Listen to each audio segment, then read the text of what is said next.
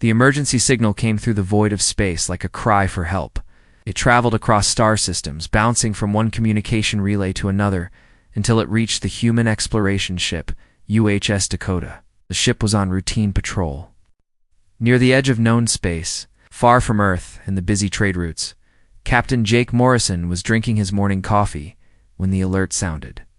He set down his cup and walked quickly to the bridge. The Dakota was not a warship, but it carried enough weapons to defend itself.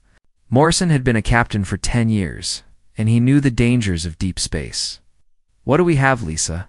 "Yes," Morrison asked his second-in-command, Lieutenant Commander Lisa Parker. She was standing at the communications station, her face serious. As she listened to the incoming message, "It's a distress call, Captain," Parker replied. "The signal is weak, but our computers are cleaning it up. It's coming from a planet about 3 days away at maximum speed." Morrison nodded and moved closer to hear the message. The voice that came through the speakers was unlike anything he had heard before. It was soft and musical, like wind through leaves. The universal translator worked slowly, converting the alien words into English. "To any who can hear this message," the voice said, "we are the people of Kepler-4 for to be. Our world is in great danger. A powerful empire has come to our planet. They want to make us slaves. We are a peaceful people and do not know how to fight. We ask for help from any advanced beings who believe in peace.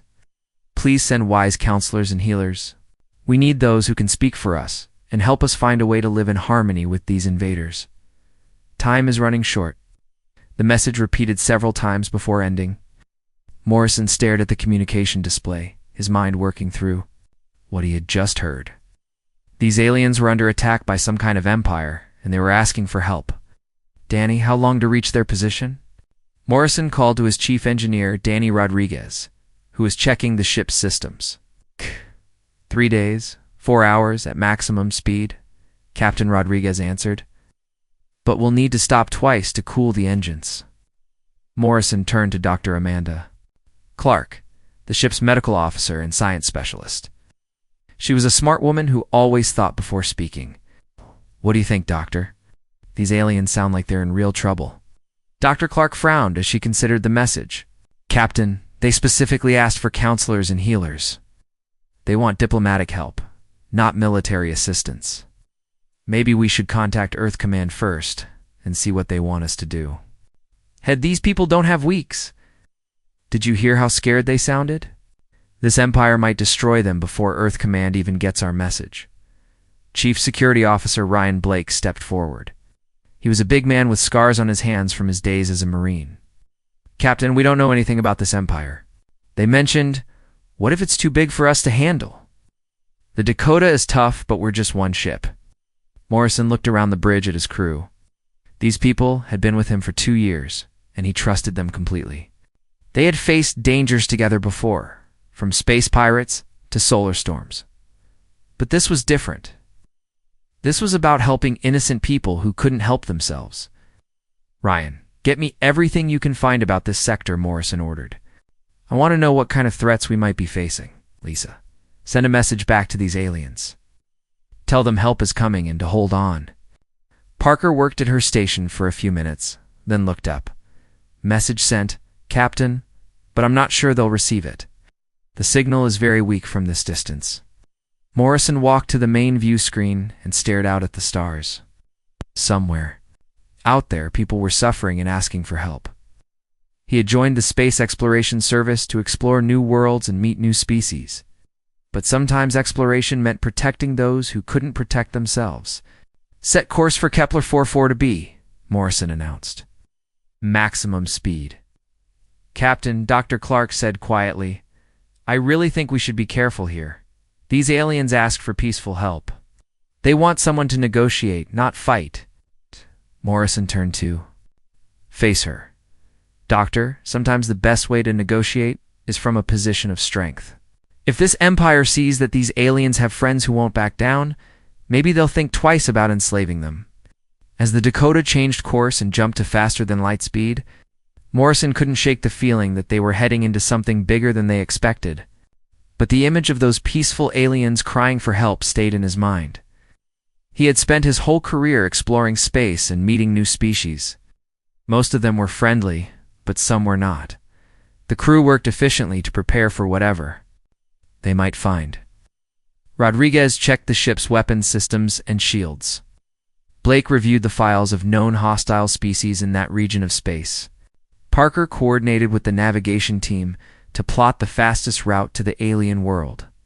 In the medical bay, Clark prepared emergency supplies in case there were wounded aliens who needed treatment. She still felt uneasy about the mission. The aliens had specifically asked for wise counselors and healers, not armed ships. But she trusted Morrison's judgment even when she disagreed with him. As the hours passed, the crew of the Dakota continued their journey through space. They didn't know that the aliens they were rushing to help had never seen war before. They didn't know that these peaceful beings grew like plants and spent their days tending gardens and writing poetry. They didn't know that the aliens were hoping for teachers and philosophers who could help them find a peaceful solution.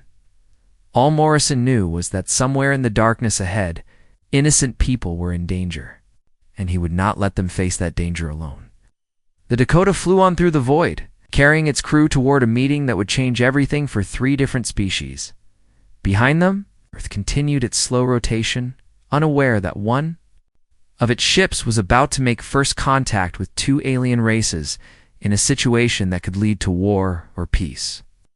Depending on choices that hadn't been made yet, the Dakota moved through space at maximum speed, its engines pushing the ship toward the distant alien world. Inside the ship, the crew worked around the clock to prepare for what they believed would be a dangerous rescue mission. Had called a meeting in the main briefing room to discuss their plan. "Listen up, everyone," Morrison said, as his senior officers gathered around the table. "We have less than 2 days before we reach this alien world. I want everyone ready for anything." Chief Security Officer Ryan Blake stood up and activated the holographic display. "Table, I've been researching this region of space," Blake said. "There are several aggressive species that could be the empire these aliens mentioned. The most likely candidates are the Vorthons." The display showed a picture of a Vorthon warrior. "And red eyes," Blake continued. "The Vorthons have been expanding their territory for the past 50 years. They take over planets and force the people to work as slaves. They are known for being cruel and never showing mercy." Morrison studied the image carefully. "What kind of weapons do they have?" Blake answered. "But Captain, their technology is at least 20 years behind ours. If we're dealing with the Vorthons, we have a good chance of winning a fight." "Marines do we have on board?" Morrison asked her. 200, sir," Sullivan replied. "All trained for combat in space and on alien worlds. We also have full armor suits and the new plasma rifles that were installed last month. All human vessels that traveled far from Earth, it carried enough soldiers to handle dangerous situations." Humans had learned from their history that sometimes peaceful exploration required the ability to defend themselves. Engineer Danny Rodriguez raised his hand. "We can boost the power to our kinetic cannons by 30%. And the new targeting computer should help us hit moving targets better." "Good work," Morrison said. "What about our shields? Strong enough to handle anything the Vorthons can throw at?" "Us," Rodriguez answered confidently. "Human shield technology has always been better than most alien species." Dr. Amanda Clark sat quietly during most of the meeting, but finally she spoke up. "Healers, not soldiers. Maybe they want us to talk to this empire, not fight them." Blake shook his head. "Doctor, with respect, you don't negotiate with slavers. If we show up without weapons, they'll either capture us or destroy our ship." "But what if the aliens were trying to help see us as another threat?" Dr. Clark argued. "What if they think we're just another empire coming to take over their world?" Considered this for a moment. He respected Dr. Clark's opinion, but he also knew the dangers of space. "Doctor, I understand your concerns, but our job is to protect innocent people. If these aliens are really as peaceful as they sound, then they need someone who can stand between them and the Vorthons." They planned their approach. It would drop out of faster-than-light travel far enough from the planet to scan the situation first. If there was a Vorthon fleet in orbit, they would try to contact the aliens on the surface and offer protection. If necessary, they would fight in the weapons room. Tony Martinez worked with a team of technicians to prepare the ship's armaments. The Dakota carried kinetic cannons that fired metal projectiles at incredible speeds. It also had energy weapons and defensive systems that could protect the ship from most attacks. To be simple, reliable, and deadly. "These new targeting systems are amazing," Martinez said to his assistant, Ben Hayes. "We can track and hit targets that are moving faster than anything the Vorthons can build." Hayes nodded as he checked the ammunition storage. "Do we have for the kinetic cannons? Enough to fight a small war?" Martinez replied with a grin. "The captain wants us ready for anything." In the Marine quarters, Major Sullivan briefed her soldiers on what they might face. The Marines sat in rows, listening carefully as she explained the mission. Said, "These aliens have never fought a war before, so they're counting on us to protect them. The enemy we might face is called the Vorthons. They're tough, but they've never fought humans before." His hand. "Major, what do we know about the planet's surface?" "Not much," Sullivan admitted. "But our sensors will scan everything when we arrive. Be ready to fight in any environment." Its journey, the crew prepared for battle. They cleaned their weapons, checked their armor, and ran combat drills. Every human on the ship knew that they might be going into a fight. But they also knew they were doing it to help innocent people. Captain Morrison spent hours studying everything they knew about the Vorthons and the region of space they were entering. He reviewed tactical manuals and spoke with his officers about different battle plans. But in the back of his mind, he wondered if Dr. Clark might be right. Dr. Clark prepared supplies for treating wounded aliens and humans. She hoped they wouldn't be needed, but she knew that when humans got involved in conflicts, people usually got hurt.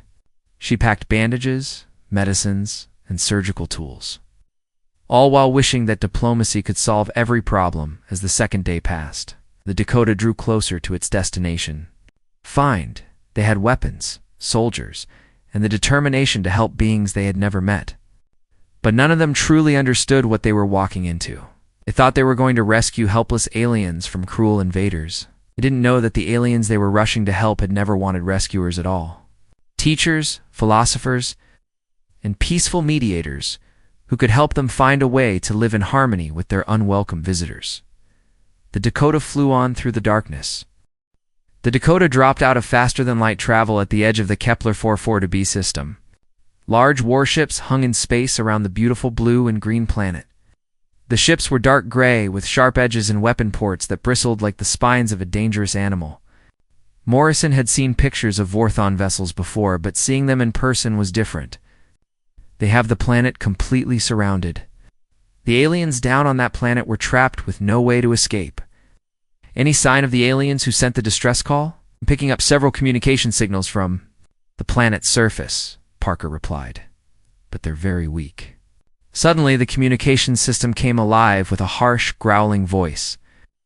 The universal translator worked to convert the alien words into English. "Unknown vessel. This is Commander Zex of the Vorthon Imperial Fleet. You have entered a restricted system. Leave immediately or be destroyed." "Open a channel," he ordered.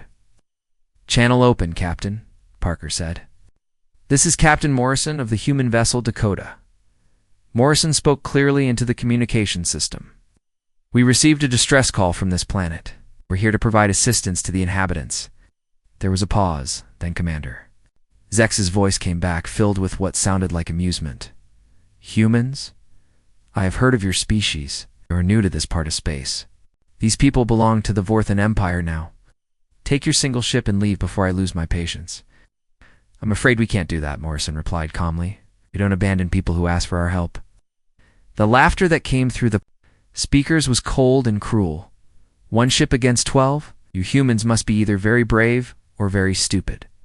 Morrison looked around the bridge at his crew. Blake was already at the weapons station, his hands ready to fire. Rodriguez was monitoring the ship's power systems.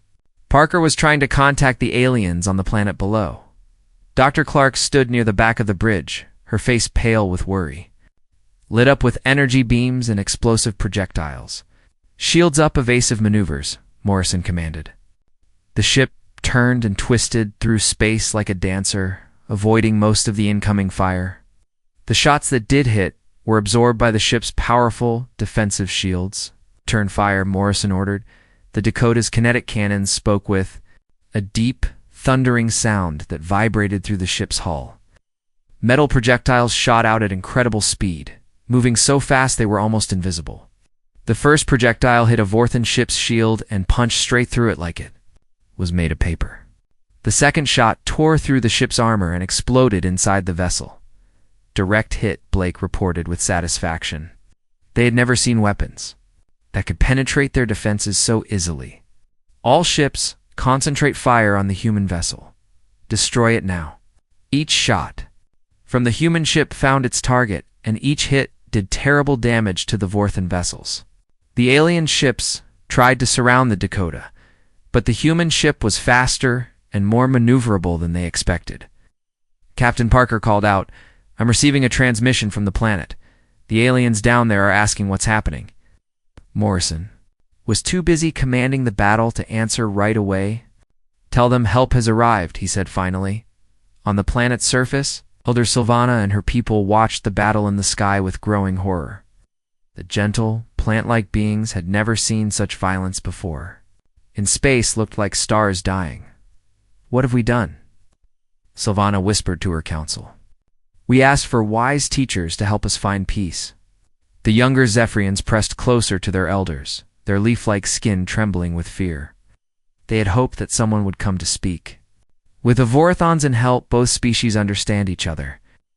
Instead, the sky was full of death and destruction. Back in space, the battle continued. Major Sullivan and her Marines stood ready in the Dakota's launch bay, waiting for orders to board enemy ships. The Marines wore full combat armor and carried plasma rifles that could cut through alien metal like butter. "Right. Sullivan, take your team and board the Vorthan command ship," Morrison ordered through the communication system. "We need to capture their commander." "Understood, Captain," Sullivan replied. She turned to her Marines. "You heard the captain? We're going aboard that alien ship. Remember your training and watch each other's backs." The Marines launched from the Dakota in small attack shuttles, attached their shuttles to the hull, and burned through the armor with cutting tools. The Vorthons inside the ship were not prepared for what came through those holes in their hull. Humans in armor moved through the alien corridors like unstoppable machines. They fought with a skill and determination that the Vorthans had never encountered before. Commander Zex tried to rally his warriors, but it was too late. The humans fought like beings who had been born for war. They moved together as a team, covered each other, and never showed fear, even when the situation looked hopeless. Within an hour, most of the Vorthan fleet was either destroyed or surrendering. Commander Zex himself was captured when Major Sullivan's Marines took control of his ship, both proud and sad. They had won the battle and saved the aliens below. The space around Kepler-4 for Debye was quiet now. Pieces of destroyed Vorthan ships floated in the darkness like broken toys. The surviving alien vessels hung motionless, their crews too shocked to move. Captain Morrison stood on the bridge of the Dakota, looking at the peaceful planet below and wondering what to do next. "The aliens down there want to talk to us?" Morrison nodded. "Put them through, but use the math-based translation system. Dr. Clark, I want you to handle this conversation." Dr. Clark stepped forward, her face still pale from watching the battle. She had seen more violence in the past hour than in her entire life as a doctor. "This is Dr. Amanda Clark of the human vessel Dakota. Understand me?" The voice that came back was the same musical tone they had heard in the original distress call, but now it sounded afraid. "We can understand you, humans. I am Elder Sylvana of the Zephyrian people. Please, we must talk." "Mistake?" Morrison frowned. "A mistake?" "We came here because you asked for help." "Yes," Elder Sylvana replied, "but we did not ask for war. We asked for wise beings who could help us talk with the Vorthons." "Warriors." Dr. Clark looked at Captain Morrison with sad eyes. "Captain, I think we misunderstood their message. They wanted diplomatic help, not military rescue." Morrison felt a heavy weight in his stomach. "Elder Sylvana, are you saying you wanted us to negotiate with the Vorthons instead of fighting them? We have never fought a war in our entire history. We grow like plants and spend our days creating beautiful things and learning about the universe. When the Vorthans came, we hoped someone could help both of our species understand each other. Morrison looked around the bridge at his crew. Blake was still at the weapons station, ready for more fighting. Rodriguez was checking the ship's systems for damage. Parker was monitoring the alien communications. Everyone seemed confused by what they were hearing. But the Vorthans were planning to make your people slaves. How could we negotiate with beings who wanted to hurt you? There was a long pause before Elder Sylvana answered. We believe that all conflicts can be solved through understanding. Perhaps the Vorthons take slaves because they do not know any other way to live. Perhaps they are afraid or hungry or lonely. We thought wise counselors could help them see better path. Morrison had never heard anything like this before. In all his years exploring space, he had met many species, but none that believed violence was never necessary. Most beings understood that sometimes you had to fight to protect the innocent. Permission to come aboard your ship, Elder Sylvana. Requested. I would like to meet you face to face and help you understand our ways. Morrison hesitated. He didn't know if it was safe to let an alien aboard his ship, especially one whose people he had apparently frightened. We'll send a shuttle to pick you up. An hour later, Elder Sylvana stood in the Dakota's main conference room. She was unlike any alien Morrison had ever seen. Her skin looked like green bark, and her hair was made of leaves that moved gently, as if blown by an invisible wind. Her eyes were large and kind, like those of a wise grandmother. Thank you for allowing me on. Your ship, Elder Sylvana said, as she sat down across from Morrison and his senior officers. I know our peoples are very different, but I hope we can understand each other. Morrison studied the peaceful alien carefully. Elder Sylvana, I need to ask you something. If we hadn't come here and fought the Vorthans, what would have happened? Many of us would have become slaves. Some would have died. It would have been a dark time for our world. Then how can you say we were wrong to fight them? Blake asked, his voice showing his confusion. I do not say you were wrong, Elder Sylvana replied. I say there might have been another way. Species comes from a world where you had to fight to survive. Yes. This made you strong and brave. Our world has always been peaceful, so we learned different lessons. Dr. Clark leaned forward. What kind of lessons? We learned that every being has reasons for their actions, Elder Sylvana explained to Vorthans. Take slaves because their home world is dying. They need workers to help them build new colonies. If someone had offered to help them find empty worlds to settle, or taught them how to heal their planet, perhaps they would not need to steal people. From other worlds? Morrison shook his head. But they've been enslaving people for 50 years. How many innocent beings suffered while waiting for someone to teach them a better way? Too many, Elder Sylvana admitted. But how many more will suffer if this cycle of violence continues? Your people are strong fighters. Other species will learn to fear you. Some will try to destroy you before you can destroy them. Is this the future you want for your children? The conference room fell silent as the humans considered her words. Morrison had never thought about war that way before. He had always believed that good people sometimes had to fight to protect others from evil. But maybe this gentle alien had a point. Elder Sylvana, Dr. Clark said finally, what do you think we should do now? The Vorthans are defeated, but some are still alive. Should we just let them go? I have an idea, Elder Sylvana said, her eyes brightening. What if we could find a way for all three of our species to help each other? Your people are strong protectors. Mine understand how to live in peace with nature. The Vorthons are skilled builders and engineers. Eyebrow. You want us to work together with the beings who just tried to enslave you? I want us to try, Elder Sylvana said. Captain Morrison, your ship saved my people from a terrible fate. For that, we will always be grateful. Save the Vorthans from their own terrible fate of always being at war. Over the next several hours, the three species worked out an agreement that surprised everyone. The Zephyrians would share their advanced knowledge of medicine and ecology, which could help heal damaged worlds like the Vorthan home. Planet the Vorthans would contribute their engineering skills to build new colonies on empty worlds, giving their people a place to live without taking from others. Commander Zex, still a prisoner aboard the Dakota, was skeptical at first. But when Elder Sylvana spoke to him about healing his dying world, something changed in his red eyes. For the first time in years, he saw hope instead of endless conquest. Morrison stood on the bridge weeks later, watching as Vorthan and human engineers worked together to build the first permanent space station in the Kepler 440b system. Zephyrian gardens grew throughout the station, making it beautiful as well as functional. "You know, Captain," Dr. Clark said as she joined him, "maybe there really is more than one way to solve problems. I still think sometimes you have to be ready to fight," he said. "But maybe Elder Sylvana was right. Maybe the best victories are the ones where everyone wins."